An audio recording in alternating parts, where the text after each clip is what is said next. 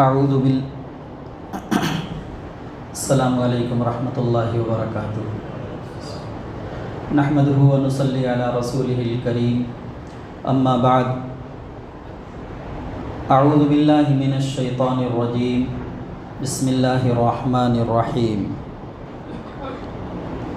ولا يأتل أولو الفضل منكم والسعة أن يؤتوا أولي القربى والمساكين والمهاجرين في سبيل الله وليعفوا وليصفحوا ألا تحبون أن يغفر الله لكم والله غفور رحيم صدق الله العظيم۔ عزیز مصلیان کرام، نوجوان دوستوں اور بچوں،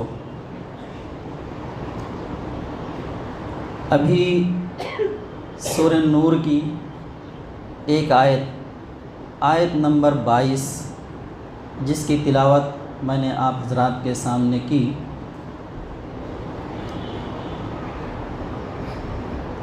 اللہ تبارک تعالیٰ نے اس آیت کے اندر ہم مسلمانوں کو بہت ہی اہم نصیحت کی ہے۔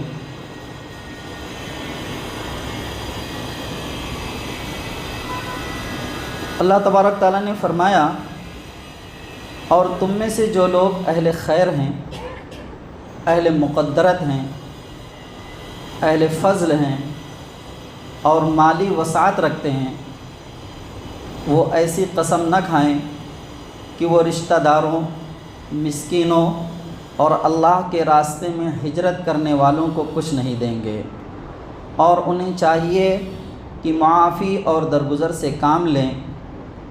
کیا تمہیں یہ پسند نہیں ہے کہ اللہ تمہاری خطائیں بخش دے، اور اللہ بہت بخشنے والا اور بڑا مہربان ہے۔ دوستو،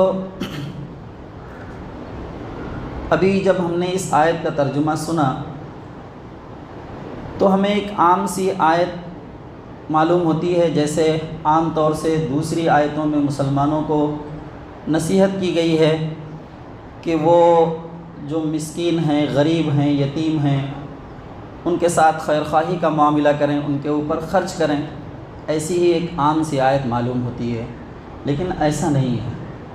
کسی بھی آیت کو سمجھنے کے لیے اس آیت کا شان نزول اور کن حالات میں وہ آیت نازل ہو رہی ہے، اس کا جاننا ہمارے لیے بہت ضروری ہوتا ہے۔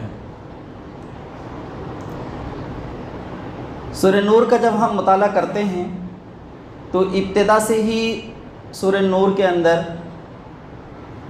زنا کی سزائیں بیان کی گئی ہیں، بہتان کی سزائیں بیان کی گئی ہیں، پردے کا حکم ہے، وغیرہ وغیرہ، آگے پیچھے۔ بیچ میں یہ آیت ہے جس کی ہم نے ابھی تلاوت کی اور اس کی ترجمانی آپ حضرات کے سامنے رکھی۔ دوستو، اس آیت کا نزول ان حالات میں ہوتا ہے کہ ایک واقعہ جو ہے بہت مشہور ہے، واقعہ افک کے نام سے، جس میں ام المومنین حضرت عائشہ صدیقہ رضی اللہ عنہا کے اوپر مومنین نے الزام لگایا، نعوذ باللہ، بدکاری کا۔ واقعہ یوں ہے، اس آیت کو سمجھنے کے لیے ضمناً میں تھوڑا سا اشارہ جو ہے اس واقعے کی طرف کر دیتا ہوں تاکہ آیت کے اصل مفہوم کو سمجھنے میں ہمارے لیے آسانی ہو۔ سن 6 ہجری کا واقعہ ہے، غزوہ بنو مستلق سے واپسی کے بعد آپ صلی اللہ علیہ وسلم اس غزوے سے واپس آ رہے تھے۔ مدینہ بالکل قریب تھا، ایک ہی 2 منزل باقی رہ گئی تھی مدینہ پہنچنے میں۔ ایک جگہ پڑاؤ ہوا اور ابھی رات کا کچھ ہی حصہ باقی تھا، یعنی رات کے آخری پہر میں حضور نبی کریم صلی اللہ علیہ وآلہ وسلم نے قافلے کو حکم دیا روانگی کا۔ حضرت عائشہ صدیقہ رضی اللہ عنہا فرماتی ہیں، یہ واقعہ خود انہی کی زبانی احادیث کی تمام کتابوں میں موجود ہے۔ جو کچھ میں آپ حضرات کے سامنے رکھ رہا ہوں باتیں اس واقعے کے ضمن میں، یہ خود حضرت عائشہ صدیقہ رضی اللہ عنہا کی زبانی ہی بیان ہوا ہے۔ وہ فرماتی ہیں کہ روانگی کا حکم ہو گیا، اس سے پہلے میں قضائے حاجت کے لیے قافلے سے کچھ دور گئی ہوئی تھی، اور میں قافلے کے جب قریب پہنچی تو میں نے دیکھا کہ میرا ہار جو ہے وہ گلے میں نہیں ہے، کہیں ٹوٹ کر گر گیا ہے۔ وہ ہار کی تلاش کے لیے میں واپس گئی، اور ہار ڈھونڈنے کے بعد یعنی وہ ہار بھی ان کو مل گیا۔ جب وہ ہار لے کر واپس لوٹی تب تک قافلہ وہاں سے روانہ ہو چکا تھا۔ چونکہ وہ ہودج جس میں خواتین بیٹھا کرتی ہیں، وہ 4 آدمی مقرر رہتے تھے اونٹ پر رکھنے کے لیے۔ انہوں نے اس ہودے کو اٹھا کر اونٹ کے اوپر رکھ دیا، اور ان کو یہ محسوس نہیں ہوا کہ اس میں ماں حضرت عائشہ صدیقہ رضی اللہ عنہا موجود ہیں یا نہیں۔ وہ خود کہتی ہیں کہ غذائوں کی قلت تھی، جس کی وجہ سے بدن جو ہے ہلکا پھلکا رہتا تھا، اور خود حضرت عائشہ صدیقہ رضی اللہ عنہا بہت ہلکی پھلکی بدن کی تھیں۔ بہرحال اٹھانے والوں کو یہ محسوس نہیں ہوا کہ ماں اس میں موجود ہے یا نہیں، اونٹ پر رکھ دیا اور قافلہ روانہ ہو گیا۔ اب جب ام المومنین حضرت عائشہ صدیقہ رضی اللہ عنہا نے دیکھا کہ قافلہ روانہ ہو چکا ہے، پریشان ہوئیں اور اسی جگہ پر چادر اوڑھ کر لیٹ گئیں، یہ سوچ کر کہ جب آخر ابھی اگلی منزل پر جا کر قافلہ پڑاؤ ڈالے گا اور جب وہاں مجھے نہیں پائے گا تو حضور نبی کریم صلی اللہ علیہ وآلہ وسلم واپس بھیجیں گے تلاش کے لیے۔ وہ چادر اوڑھ کر لیٹ گئیں۔ کچھ ہی دیر کے بعد جب صبح طلوع ہوئی تو حضرت صفوان بن معطل رضی اللہ عنہ، ایک روایت تو یوں ہے کہ حضور نبی کریم صلی اللہ علیہ وآلہ وسلم ایک شخص کو قافلے کے پیچھے رکھا کرتے تھے تاکہ قافلے کی گری پڑی چیزوں کو وہ اٹھا کر لے کر آ جائے، اور دوسری روایت یہ ہے کہ حضرت صفوان بن معطل رضی اللہ عنہ دیر تک سونے کے عادی تھے، تو وہ دیر سے اٹھے تھے پچھلی منزل پر، اور جب وہ یہاں پہنچے جہاں حضرت عائشہ صدیقہ رضی اللہ عنہا سوئی ہوئی تھی تو ان کو دیکھتے ہی فوراً پہچان لیا۔ حضرت عائشہ صدیقہ رضی اللہ عنہا کہتی ہیں کہ پردے سے پہلے، یعنی پردے کا جو حکم آیا، جو آیتیں نازل ہوئی، اس سے پہلے حضرت صفوان بن معطل رضی اللہ عنہ کا آمنا سامنا بارہا جو ہے ہوتا رہتا تھا۔ اس کی وجہ یہ ہے کہ خواتین بھی مسجد میں نماز کے لیے آتی تھیں۔ جب تک پردے کا حکم نازل نہیں ہوا تھا تب تک بغیر، یعنی جو سطر ہے عورت کا اس کو چھپا کر بغیر پردے کے، یعنی چہرہ ڈھکا ہوا نہیں رہتا تھا، ایسے ہی مسجد میں آیا کرتی تھی۔ پھر جب اسی سورہ نور کے اندر جب پردے کا حکم نازل ہوا تو حضرت عائشہ صدیقہ رضی اللہ عنہا ہی کی روایت ہے کہ ادھر آیت کا نزول ہوا، اور رات میں مردوں نے جا کر جب اپنی عورتوں سے کہا کہ پردے کا حکم آ چکا ہے، اب کوئی عورت بغیر پردہ مسجد میں داخل نہیں ہو سکتی، تو حضرت عائشہ صدیقہ رضی اللہ عنہا کہتی ہیں کہ ہم نے جب صبح فجر کی نماز میں دیکھا تو کوئی انصاری خاتون ایسی نہیں تھی جس نے اپنے آپ کو چادر میں ڈھانک نہ رکھا ہو۔ اندازہ لگائیں، قلت کا زمانہ ہے، غذا پوری طرح سے مہیا نہیں ہو سک رہی ہے، راتوں رات ایک ایسی چادر کا انتظام کر لینا جس سے پوری طرح سے اپنے آپ کو ڈھانپ لیا جائے، یہ بہت آسان کام نہیں تھا۔ لیکن ان کے یہاں قرآن کا حکم، اللہ کا حکم ساری چیزوں کو پیچھے ڈال دیتا تھا، اللہ کا حکم سب سے آگے۔ فجر کی نماز میں جب وہ حاضر ہو رہی ہیں تو ساری عورتوں کے چہرے ڈھکے ہوئے ہیں، یعنی ہر عورت کے سر پر اتنی بڑی چادر ہے کہ اس کا چہرہ اور اس کا سینہ ڈھکا ہوا ہے۔ تو بہرحال حضرت عائشہ صدیقہ رضی اللہ عنہ کہتی ہیں کہ چونکہ وہ پردے کے پہلے جو آیت نازل ہونے سے پہلے بارہا انہوں نے مجھے دیکھا تھا، دیکھتے ہی وہ مجھے پہچان گئے اور ان کی زبان سے نکلا، بے ساختہ نکلا، انا للہ و انا الیہ راجعون۔ حضور نبی کریم صلی اللہ علیہ وآلہ وسلم کی بیوی پیچھے رہ گئی، قافلے سے چھوٹ گئی۔ اتنا سننا تھا، وہ کہتی ہیں کہ میں نیند سے بیدار ہوئی اور فوراً جو ہے ہم نے پردہ کیا، ان سے اپنی چادر سے اپنے چہرے کو ڈھانکا، اور انہوں نے اپنا اونٹ لا کر بٹھا دیا، میں اس پر سوار ہو گئی۔ حضرت صفوان بن معطل رضی اللہ عنہ نے نکیل پکڑی اور پورے راستے بھر کوئی ایک بات انہوں نے ہم سے نہیں کی، کوئی ایک بات نہیں کی، آپ کیسے چھوٹ گئیں، کیا حادثہ پیش آیا، کہاں رہ گئی تھیں، وغیرہ وغیرہ۔ جن کے دلوں میں ٹیڑھ ہوتا ہے وہ ایسے سوالات کر کے باتیں کرنے کے بہانے ڈھونڈتے ہیں۔ حضرت عائشہ صدیقہ رضی اللہ عنہا کہتی ہیں کہ پورے سفر پر ایک سوال، ایک لفظ انہوں نے ہم سے بات نہیں کی۔ بہرحال دوپہر ہوتے ہوتے ہم قافلے کے اگلے پڑاؤ تک، جہاں ابھی وہ قافلہ پہنچ ہی رہا تھا، ہم بھی اس میں شامل ہو گئے۔ چونکہ اس غزوے کے اندر منافقین کی ایک بڑی تعداد شامل ہوئی تھی۔ ایک تو جنگ احد میں عبداللہ ابن ابی نے 300 منافقین کو جو ہے میدان جنگ سے واپس لے کر آیا، یہ تو ہم سب کو پتہ ہے، چونکہ واپس لے کر آیا تو راز کھل گیا۔ لیکن اس غزوہ بنی مصطلق میں بھی منافقین کی بڑی تعداد شامل تھی۔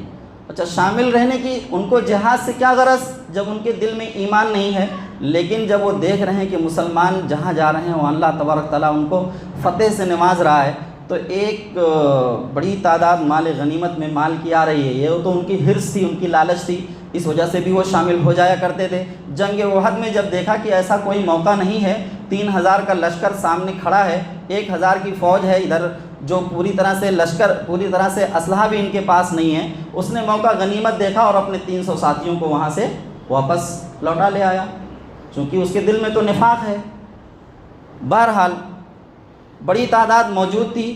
جب یہ دیکھا کہ صفوان بن معطل رضی اللہ عنہ کی اونٹ پر سوار ہو کر ام المومنین حضرت عائشہ صدیقہ رضی اللہ عنہا آ رہی ہیں، ابھی تک اس قافلے والوں کو یہ بھی نہیں معلوم تھا کہ اس قافلے میں ہودج کے اندر حضرت عائشہ رضی اللہ عنہا موجود ہیں یا نہیں، کیونکہ ابھی قافلہ پہنچا ہی تھا منزل پر، ابھی سامان اتارے بھی نہیں گئے تھے۔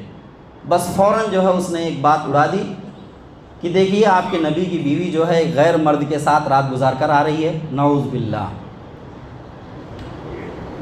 اب یہ بات پھیلتی گئی، پورا 1 مہینہ بیت گیا۔ کتنے دن؟ 1 مہینہ۔ اس اثنا میں حضرت عائشہ صدیقہ رضی اللہ عنہ کہتی ہیں کہ میں مدینہ جا کر بیمار ہو گئی اور صاحب فراش ہو گئی، یعنی بیماری کچھ ایسی تھی کہ وہ بستر پر ہی پڑی رہتی تھی۔ اور اس درمیان حضور نبی کریم صلی اللہ علیہ وآلہ وسلم آتے اور پوچھتے کہ یہ کیسی ہیں، براہ راست مجھ سے میری خیریت بھی نہیں پوچھتے، وہاں جو لوگ موجود رہتے ان سے پوچھ لیتے کہ ان کی طبیعت کیسی ہے، کیا حال ہے ان کا، اور پوچھ کر چلے جاتے۔ مجھے اندر سے بہت گھٹن سی محسوس ہوتی کہ اس سے پہلے جب کبھی اس قدر حالت ہوتی تھی، کبھی کوئی بیماری لاحق ہوتی تھی، تو حضور نبی کریم صلی اللہ علیہ وآلہ وسلم بہت زیادہ خیال کرتے تھے۔ اس مرتبہ تو براہ راست مجھ سے بات بھی نہیں کر رہے ہیں، اوروں سے خیریت لے کر چلے جا رہے ہیں۔ بہرحال وہ کہتی ہیں کہ جب بیماری نے تھوڑا طول پکڑا تو میں نے حضور نبی کریم صلی اللہ علیہ وآلہ وسلم سے اجازت طلب کی کہ میں اپنے والدین کے گھر جانا چاہتی ہوں تاکہ میری تیمارداری وہاں اچھی طرح سے ہو سکے۔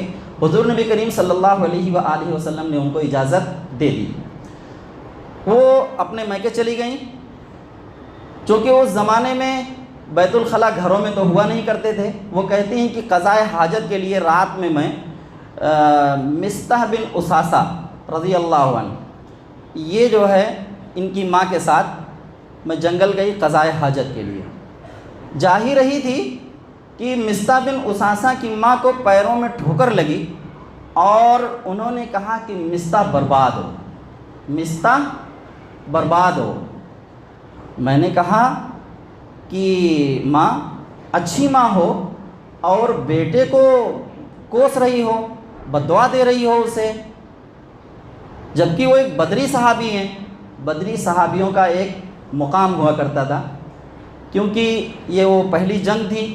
حضرت صفوان بن معطل رضی اللہ عنہ بھی بدری صحابی میں سے تھے، مصطح بن اساسہ رضی اللہ عنہ بھی بدری صحابی میں سے تھے۔ مصطح کی ماں نے کہا کہ مصطح برباد ہو۔ حضرت عائشہ رضی اللہ عنہ کو بہت تعجب لگا کہ ایک اچھی ماں اپنے بیٹے کو کوس رہی ہے، بددعا دے رہی ہے۔ ٹوکا ان کو تو انہوں نے کہا بٹیا کیا تجھے نہیں معلوم مصطح کیا باتیں پھیلا رہا ہے؟ پورے 1 مہینے کے بعد حضرت عائشہ رضی اللہ عنہ کو یہ بات معلوم پڑتی ہے کہ ان کے پیٹھ پیچھے مدینہ کے اندر یہ باتیں چل رہی ہیں جب مصطح بن اساسہ کی ماں نے ان کو بتلایا۔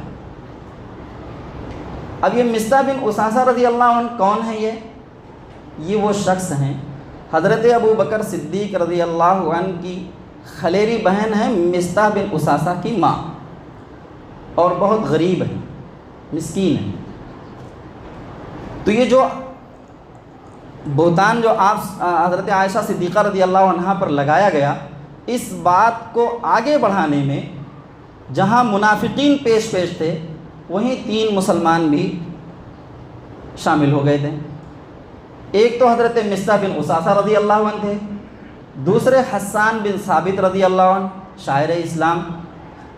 جب مشرکین مکہ کفار کے جو شعراء تھے وہ حضور نبی کریم صلی اللہ علیہ وسلم کی شان میں گستاخانہ اشعار کہا کرتے تھے، تو حضرت حسان بن ثابت رضی اللہ عنہ اشعار میں ہی اس کا جواب دیا کرتے تھے، حضور نبی کریم صلی اللہ علیہ وسلم کی تعریف کیا کرتے تھے۔ ان کو شاعر رسول کہا جاتا ہے، یہ بھی اس میں شامل ہو گئے۔ اور ایک حمنہ بنت جحش ایک صحابیہ ہیں جو رشتے میں حضور نبی کریم صلی اللہ علیہ وآلہ وسلم کی سالی بھی ہوتی ہیں۔ زینب بنت جحش رضی اللہ عنہا حضور نبی کریم صلی اللہ علیہ وآلہ وسلم کی بیوی ہیں، ان کی بہن تھیں۔ یہ 3 سچے اور پکے مسلمان اس میں شامل ہو گئے۔ اسی وجہ سے مصطح بن اساسہ رضی اللہ عنہ کی ماں نے ان کو کوسا، بد دعا دی جب ان کو ٹھوکر لگی۔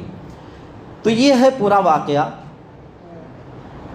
مصطح بن اساسہ رضی اللہ عنہ کا گھرانہ چونکہ مالی طور پر بہت کمزور تھا، پورے گھرانے کی کفالت حضرت ابو بکر صدیق رضی اللہ عنہ کیا کرتے تھے۔ بہت دردناک معاملہ ہے۔ بیوی اس کی کہ روئے زمین پر اس سے بہتر اور کوئی دوسرا شخص نہیں، بیٹی اس کی کہ روئے زمین پر دوسرے نمبر کا شخص کہ اس سے بہتر اور دوسرے نمبر پر کوئی آ نہیں سکتا۔ الزام لگانے والے منافقین 3 سچے اور پکے مسلمان اس میں شامل ہو گئے۔ قرآن نے کہا کہ جب تم نے ایسی باتیں سنی، وَلَوْلَا إِذْ سَمِعْتُمُوهُ ظَنَّ الْمُؤْمِنُونَ وَالْمُؤْمِنَاتُ، تم لوگوں نے اسے سنا اسی وقت کیوں نہ مومن مردوں اور مومن عورتوں نے اپنے آپ سے نیک گمان کیا، اور کیوں نہ کہہ دیا کہ یہ صریح بہتان ہے۔ آج اگر کسی مومن بھائی یا مومن بہن کے تعلق سے ہمارے سامنے اس طرح کی کوئی بات آتی ہے، اور اگر ہم نے اپنی آنکھوں سے نہیں دیکھا ہے تو ہم جو ہے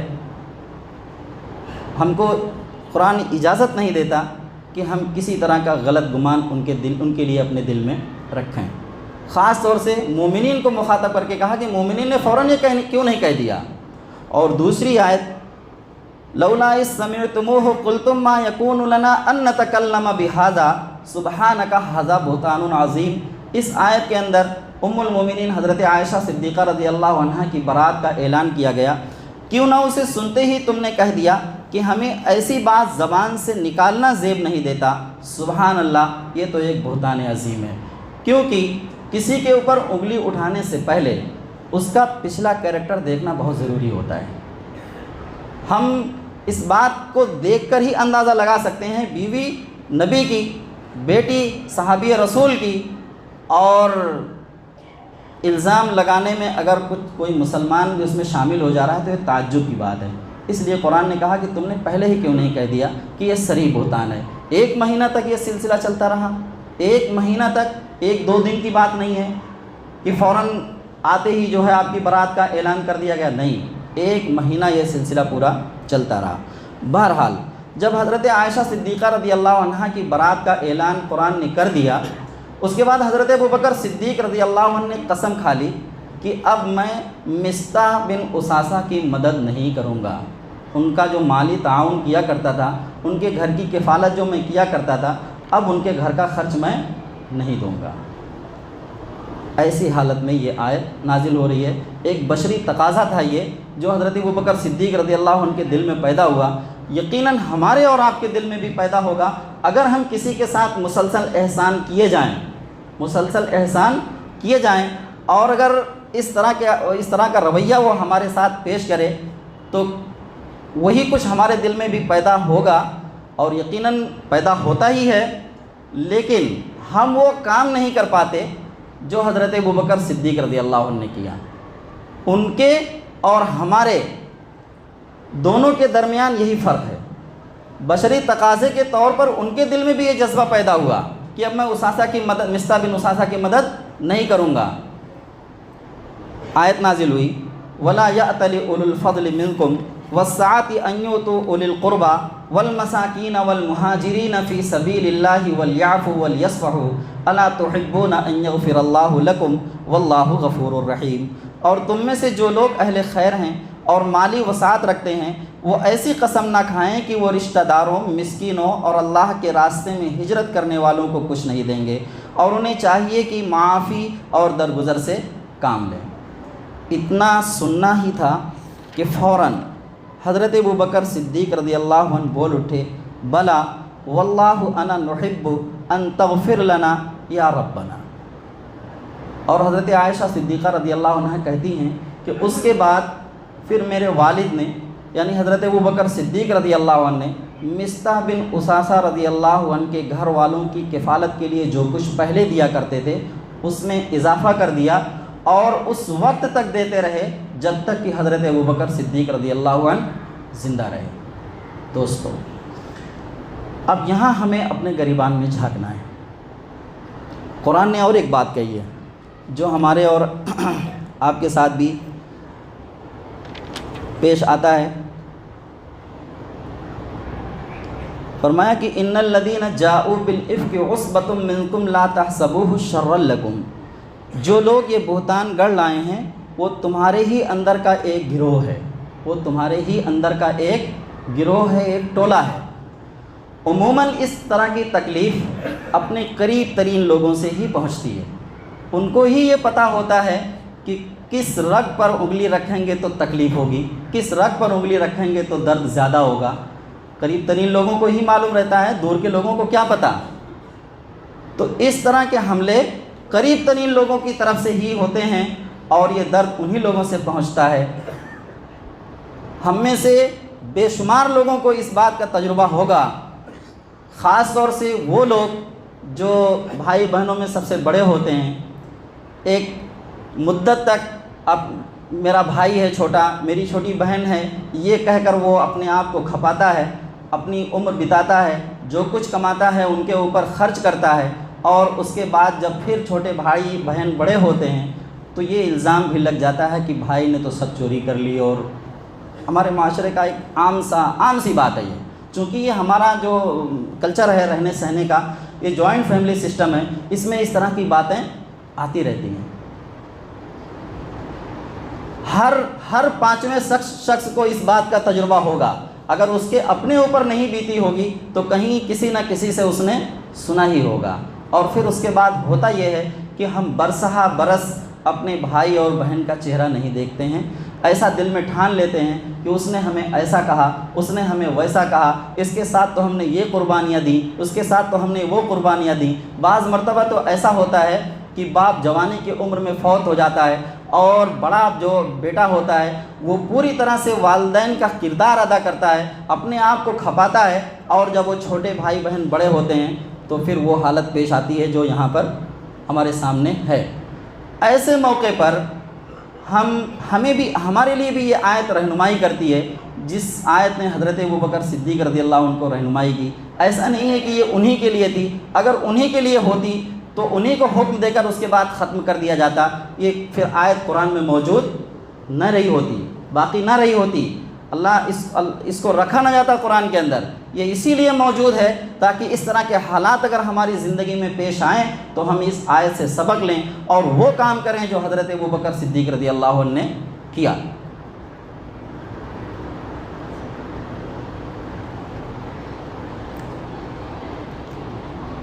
اس آیت کے اندر دو اہم باتیں ہیں۔ ایک تو حکم دیا گیا کہ وہ قسم نہ کھائیں، یعنی یہ ارادہ نہ کر لیں کہ اب ہم ان کا تعاون نہیں کریں گے، ان کی مدد نہ کریں گے۔ اور دوسری بات یہ ہے، کیا تمہیں یہ پسند نہیں کہ اللہ تمہاری خطائیں بخش دے گا؟ کیا تمہیں یہ پسند نہیں کہ اللہ تمہاری خطائیں بخش دے؟ ہم اور آپ جب دعا کے لیے ہاتھ اٹھاتے ہیں، اللہ کی حمد و ثنا اور حضور نبی کریم صلی اللہ علیہ وآلہ وسلم پر درود و سلام کے بعد جو سب سے پہلا لفظ ہماری زبان پر آتا ہے وہ یہی ہوتا ہے دعا کے اندر کہ اللہ ہمارے گناہوں کو معاف فرما دے، اللہ ہماری خطاؤں کو بخش دے، اللہ ہمیں معاف فرما دے۔ یہی ہوتے ہیں نا الفاظ، انہی الفاظ کے ساتھ ہم اپنی دعا کی ابتدا کرتے ہیں۔ تو ہم نہیں، اللہ تبارک تعالیٰ کہتے ہیں کہ تم انہیں معاف کر دو، تم انہیں معاف کر دو، ہم تمہیں معاف کر دیں گے۔ یہ اللہ کا وعدہ ہے۔ تو اگر ہمارے اور اس مجلس میں بیٹھے ہوئے لوگوں میں سے اگر ان حالات سے کوئی شخص دوچار ہو اور یقیناً ہے اس میں شبہ نہیں ہے، تو ہمیں چاہیے کہ ہم وہی رویہ اختیار کریں جو حضرت ابوبکر صدیق رضی اللہ عنہ نے اختیار کیا۔ ہم اپنی اس کھائی ہوئی قسم سے، اپنے کیے ہوئے عہد سے اپنے آپ کو لوٹائیں اور ان کے ساتھ وہی تعاون جاری رکھیں جیسا کہ حضرت ابوبکر صدیق رضی اللہ عنہ نے جاری رکھا، یا پہلے جیسے آپ جاری رکھتے تھے وہ تعاون اسی طرح سے جاری رکھیں، اور اس امید کے ساتھ جاری رکھیں کہ ہم نے ان کو معاف کر دیا، اللہ ہمیں بھی معاف کر دے گا، اللہ ہمیں بھی معاف کر دے گا۔ کوئی ہم میں سے ایسا ہے جو یہ کہہ سکتا ہے کہ ہمیں معافی کی ضرورت نہیں ہے؟ کوئی ہاتھ کھڑا کر کے کہہ سکتا ہے کہ مجھے کوئی ضرورت نہیں ہے معافی کی؟ یقیناً ہم سب گناہ گار ہیں، ہمیں معافی کی ضرورت ہے۔ تو اللہ تبارک تعالیٰ نے ہمارے لیے آسانیاں پیدا فرما دی ہیں۔ اللہ ہم سے خود وعدہ کر رہا ہے کہ تم انہیں معاف کر دو، ہم تمہیں معاف کر دیں گے۔ اور پھر آگے اللہ تبارک تعالیٰ اپنی صفت بیان کر رہا ہے کہ اللہ بہت بخشنے والا اور بڑا مہربان ہے، اللہ بہت بخشنے والا اور بڑا مہربان ہے۔ واللہ غفور الرحیم، رحیم ایک ایسی صفت ہے جس کو ایک آیت کے ذریعے میں وضاحت کرنے کی کوشش کرتا ہوں۔ فرمایا کہ وَمِنْ آیَاتِهِ أَنْ خَلَقَ لَكُم مِّنْ أَنفُسِكُمْ أَزْوَاجًا لِتَسْكُنُوا إِلَيْهَا وَجَعَلَ بَيْنَكُم مَّوَدَّةً وَرَحْمَةً۔ یہ رحم سے بنا ہوا ہے، رحم سے، ماں کہ جو جہاں بچے کی پرورش ہوتی ہے پیٹ کے اندر اس کو رحم کہتے ہیں، یہ وہاں سے بنا ہوا ہے رحم کا لفظ۔ تو اللہ تبارک تعالیٰ نے فرمایا کہ مودۃ و رحمہ، فرمایا کہ وہ میری نشانیوں میں سے ہے کہ ہم نے تمہارے لیے جوڑے پیدا کیے اور ان کے اندر مودت اور رحمت پیدا کر دی، بیچ میں ہے کہ تاکہ تم ان سے سکون حاصل کرو۔ بیویاں جو ہے ہمارے لیے سکون کا ذریعہ ہوتی ہیں، بیویوں کے لیے مرد سکون کا ذریعہ ہوتے ہیں۔ مودۃ و رحمہ، جوانی تو مودت کے ذریعے گزر جاتی ہے، محبت رہتی ہے، لیکن بڑھاپے میں تو کوئی ایسی تسکین کی ضرورت ہوتی نہیں ہے، تو بڑھاپا کیسے گزرے گا پھر؟ تو اللہ تبارک تعالیٰ نے کہا کہ ہم نے رحمت ڈال دی ہے ان کے اندر، رحمت ڈال دی ہے۔ رحمت ایک ایسی صفت ہے جو بغیر کسی سبب کے، بغیر کسی بدلے کے کسی کے ساتھ احسان کا معاملہ کیا جائے۔ اللہ ہمارے ساتھ جو احسان کا معاملہ کر رہا ہے، ہمیں اپنی نعمتیں کھلا رہا ہے، پلا رہا ہے، اور اتنی نعمتوں سے نواز رہا ہے، خود کہہ رہا ہے کہ وَإِن تَعُدُّوا نِعْمَتَ اللَّهِ لَا تُحْصُوهَا، کہ اگر تم میری نعمتوں کو شمار کرنا چاہو تو اسے گن نہیں سکتے، اسے شمار نہیں کر سکتے۔ تو کسی غرض کی وجہ سے ہم یہ نعمتیں ہمیں وہ دے رہا ہے، اس کا کچھ فائدہ ہوتا ہے ہماری ذات سے؟ اس کو ہرگز نہیں، بلکہ ہمارا فائدہ ہوتا ہے۔ یہ اسی رحمہ کی صفت سے جو ہے، یہ اللہ کی صفت ہے، یہ مودۃ و رحمہ، بڑھاپا اسی رحمت کی صفت سے کٹے گا، اسی رحمہ کی صفت، یہ اللہ تبارک تعالیٰ نے خاص طور سے بیان کی ہے۔ تو اللہ کی یہ صفت ہے کہ اللہ غفور بھی ہے اور رحیم بھی ہے۔ وہ آپ معاف کرو اپنے بندوں کو، اللہ تمہیں معاف کرے گا، اور معاف کرنے سے اس کا کچھ فائدہ ہونے والا نہیں ہے، بلکہ تمہارا ہی فائدہ ہونے والا ہے۔ تو عزیزان گرامی، یہ وہ باتیں تھیں جو اس آیت کے ضمن میں ہم نے آپ حضرات کے سامنے رکھی۔ اللہ تبارک تعالیٰ سے دعا ہے کہ اللہ تعالیٰ مجھے بھی عمل کی توفیق عطا فرمائے اور آپ تمام حضرات کو بھی عمل کی توفیق عطا فرمائے۔ معاف کرنا یہ سب سے بڑی دولت ہے۔ معاف کرنے سے ہمارا دنیاوی بھی فائدہ ہے اور اخروی فائدہ تو اللہ تبارک تعالیٰ نے بیان ہی کیا۔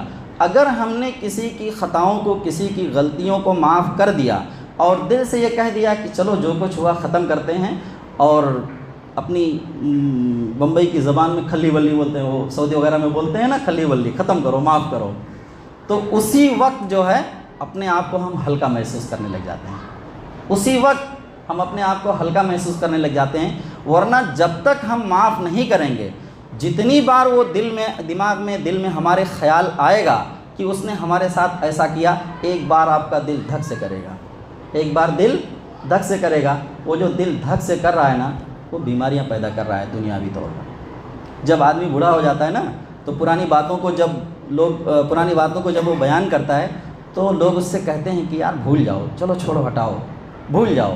بچپن میں تو کہا کرتے ہیں کہ یار سب کچھ یاد رکھو، بہت بھلکڑ ہے، بھول جاتا ہے۔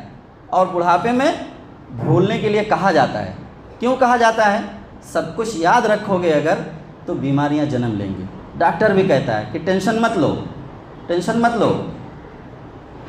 تو ہم اس کا سب سے آسان طریقہ یہ ہے کہ جنہوں نے بھی ہمارے ساتھ زیادتی کی ہے ہم ان کو معاف کر دیں۔ جب معاف کر دیں گے ٹینشن خود بخود ختم ہو جائے گا، اور معاف نہیں کریں گے تو جتنی بار یاد آئے گا اتنی بار دل دھڑکے گا۔ اللہ تبارک تعالیٰ سے دعا ہے کہ اللہ ہمیں عمل کی توفیق عطا فرمائے۔ آخر دعوانا الحمدللہ رب العالمین۔